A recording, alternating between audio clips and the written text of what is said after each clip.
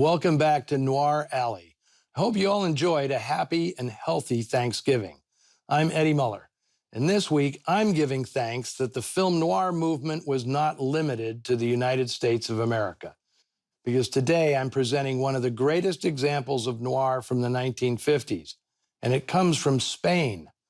Muerte de un Ciclista, Death of a Cyclist, was acclaimed upon its release in 1955 as one of the best movies ever produced in Spain.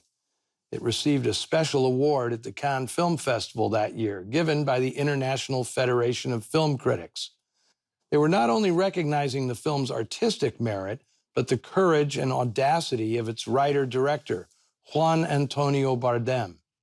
Now, you've heard me mention many times the obstacles writers and directors in Hollywood faced during the early days of the Cold War, when the U.S. government felt compelled to root out suspected communists in the film industry.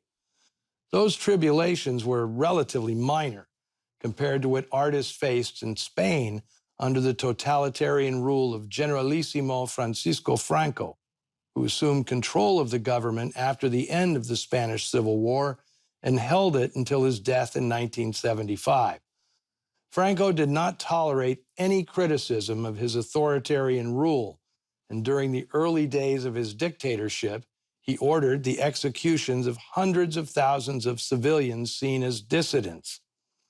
Death of a Cyclist shows what an artist can achieve by channeling cultural critique in what otherwise looks like a formulaic genre picture.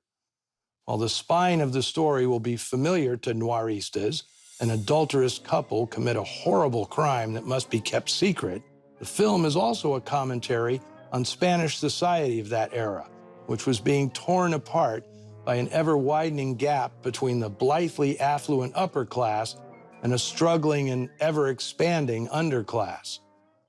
Juan Bardem's approach to this material was greatly informed by the neo-realist films of neighboring Italy, which produced such influential post-war movies as Vittorio De Sica's Bicycle Thieves and Roberto Rossellini's Open City and Paisan. But even more of a touchstone was the 1950 film Story of a Love Affair, the first feature by director Michelangelo Antonioni. Its combination of social realism balanced against Hollywood-style melodrama gave Bardem a strategy for this film, juxtaposing cinematic styles to compare the fortunes of the wealthy and the poor, and show how the affluent cherished and protected their lives of comfortable delusion. Another connection between Antonioni's film and this one is the presence of lead actress Lucia Bozet, whose unusual angular beauty cast a spell over many filmmakers in the early 50s. At only 16, while still working in her parents' bakery in Milan, Bozet was chosen Miss Italia of 1947.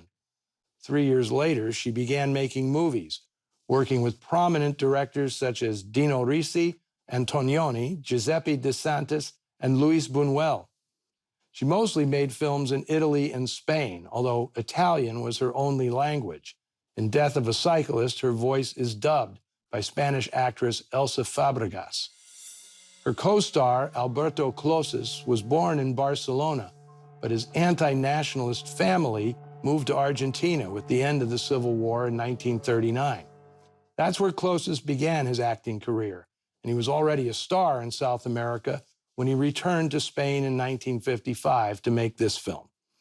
Bardem knew that casting Closas would help sell the film in Spanish-speaking markets outside Europe.